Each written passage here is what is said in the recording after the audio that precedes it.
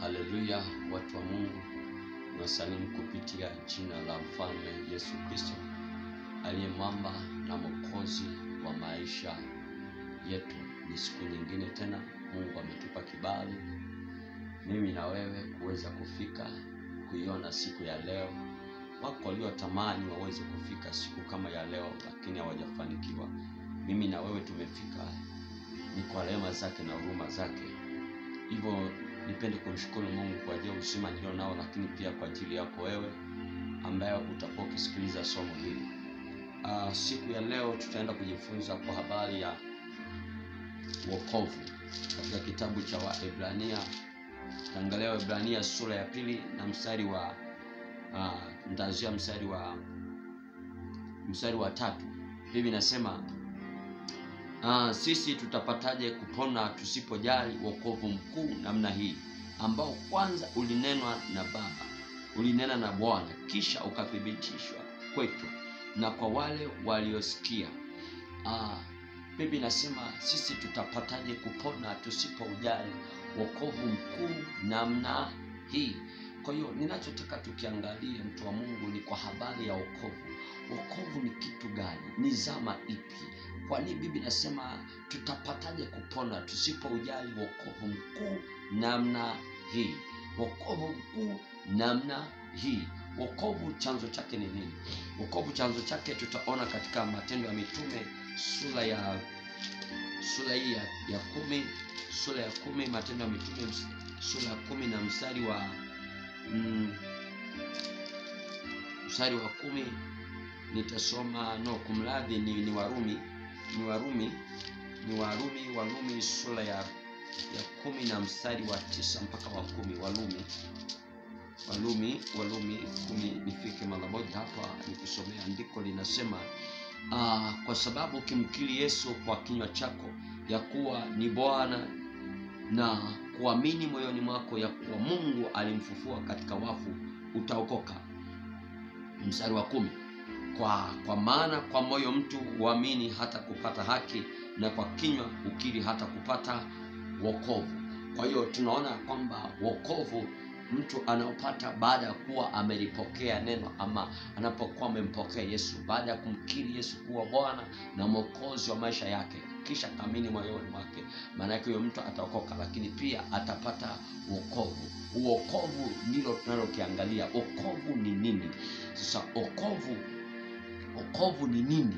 Wokovu kama wokovu ni nini? Wokovu ni kitu gani? Wokovu, kwa nini nasema sisi tutapataje kupona kama tusipojali wokovu mkuu namna hii? Biblia nyingine ya Kiingereza inasema kwamba tutaepukaje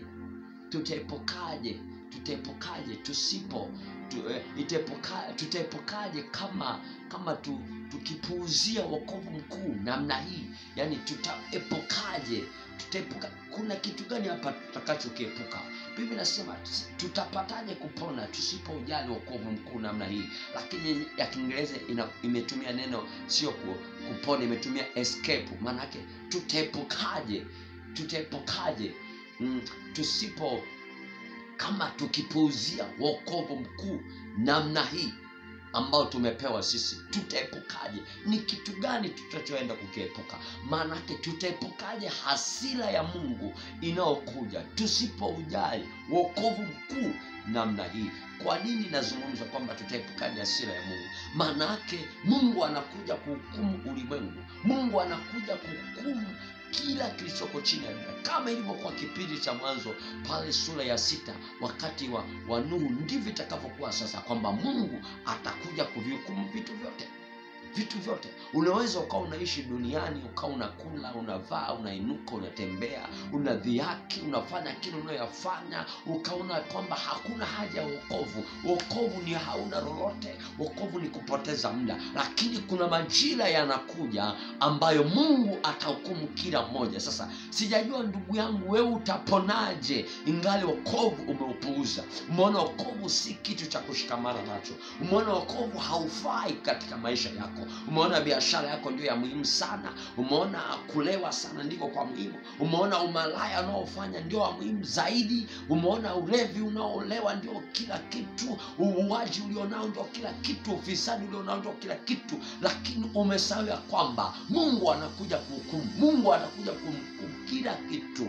Kila kitu. Wacha nikusomee Matendo ya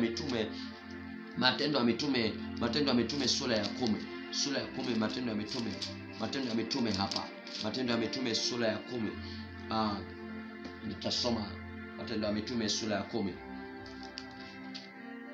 Sura ya 10 yanzia mstari wa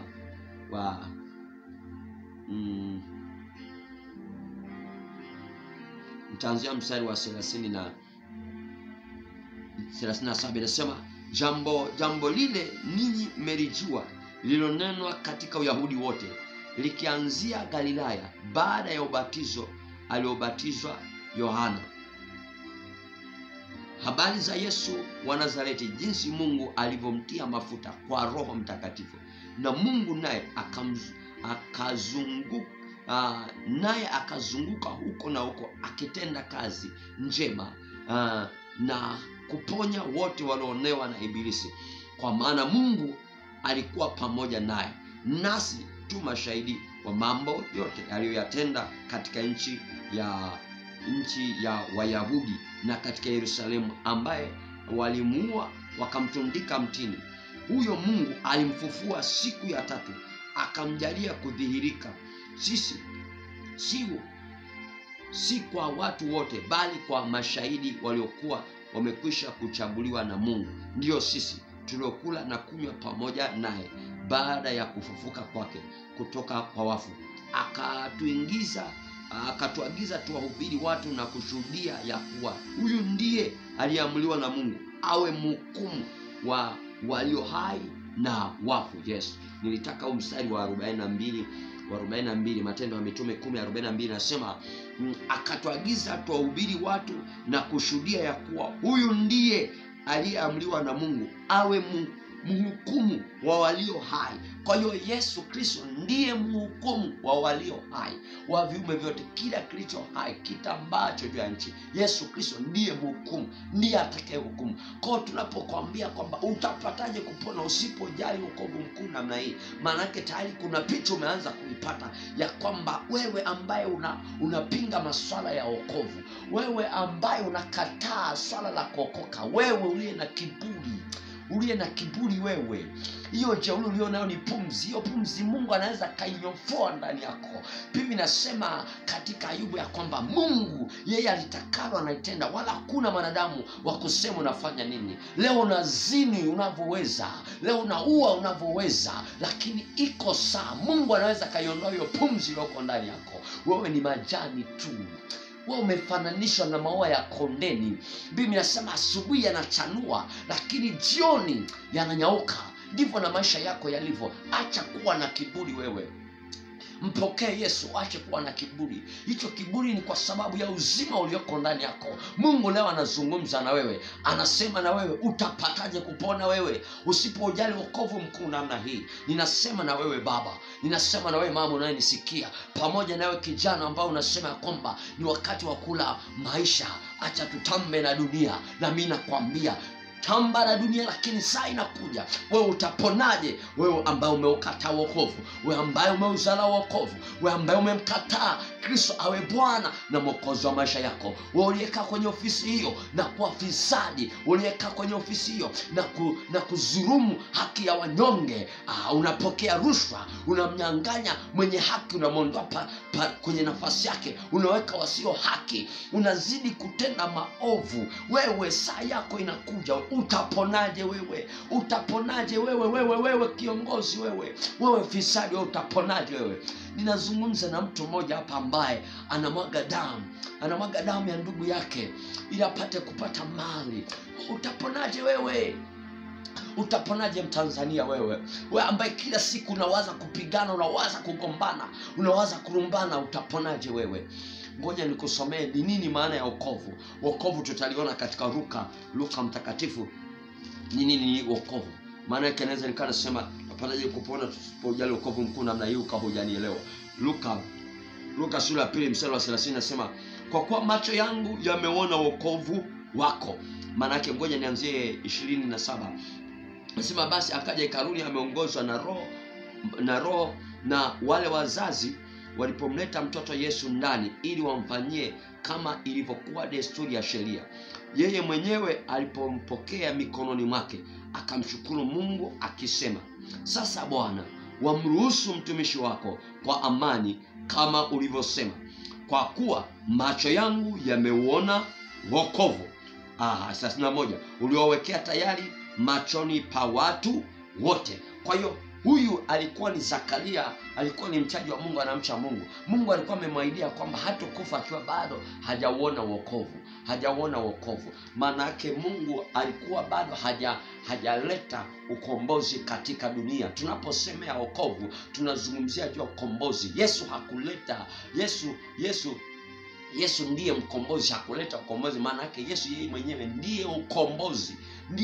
Kwa tunapomtaja Kristo tunataja ukombozi. Na ndio maana anasema yeye alituhamisha. Ukisoma katika Wakolosai ile sura ya kwanza pale kuanzia mstari wa 10 ngapi 13 ukaja mpaka 14, akwambia Mungu alituhamisha katika ufalme wa giza akatuingiza katika ufalme wa mwana wa pendo lake ambaye ndiye Yesu Kristo. Maana yake katika Kristo Yesu tuna ukombozi, yani masamaha ya dhambi. Katika Kristo tuna ukombozi, yani masamaha ya dhambi. Wewe unayemkataa Yesu utakombolewaje? Utasamehewaje dhambi zako? Tunafutiwa dhambi katika damu ya Kristo. Katika damu ya Kristo kuna ukombozi. Maana yake Yesu Kristo mwenyewe amekuja, ndiye ukombozi wetu. Kwa hiyo Yesu ndiye wokovu. Naposema utapataje kupona usipojali wokovu mkuu namna hii? Maana yake utapataje kupona ambaye unapuuzia habari za Kristo? Wewe ambaye unalikataa neno la Kristo ambalo linahubiriwa, wewe ambaye unamkataa Mungu, wewe ambaye unadharau neno la Kristo, wewe ambaye unadharau mashauri ya Bwana, leo tunakwambia upate kupona. Nakwambia Mtanzania mwenzangu, nakwambia na dunia nzima unayenisikia kwamba utapataje kupona wewe juu ya hasira ya Mungu inayokuja juu ya watendao maovu, juu ya wote waliolikataa neno lake. Maana yake Yesu ndiye amefanywa kuwa mhukumu mkuu walio hai na viumbe vyote. Yeye ndiye atakuwa mhukumu. Kwa utaponaje hasira yake ikiwa umekataa neno lake, ikiwa umekataa kushikamana naye? Wewe unaishi maisha ambayo ni maovu, maisha ya dina, maisha ya usengenyaji, maisha ya uwaji, maisha ya kila aina ya ambayo hayapendezi machoni pa Mungu. Halafu unaishi kwamba utaishi milele duniani. Na kwasi ndugu yangu, mpendwa mwenzangu, mtu wa Mungu, geuka. Haya maisha yanapita, kila kitu kinapita na kina mwisho wake. Hata wewe unayeua wenzio, kumbuka na wewe utakufa. Kumbuka na wewe utakufa. Njia yetu ni moja, hakuna atakayedumu katika dunia hii. Wewe unayetenda dhambi, kumbuka kwamba kuna siku ya mwisho. Na Biblia inasema baada ya kifo ni hukumu. Baada ya kifo ni hukumu.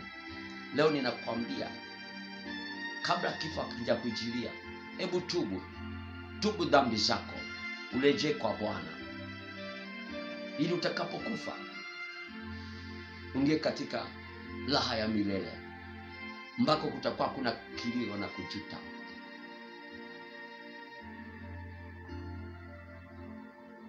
Mungu akusaidie na uyapokee na uyaishi haya leo kwa Mungu.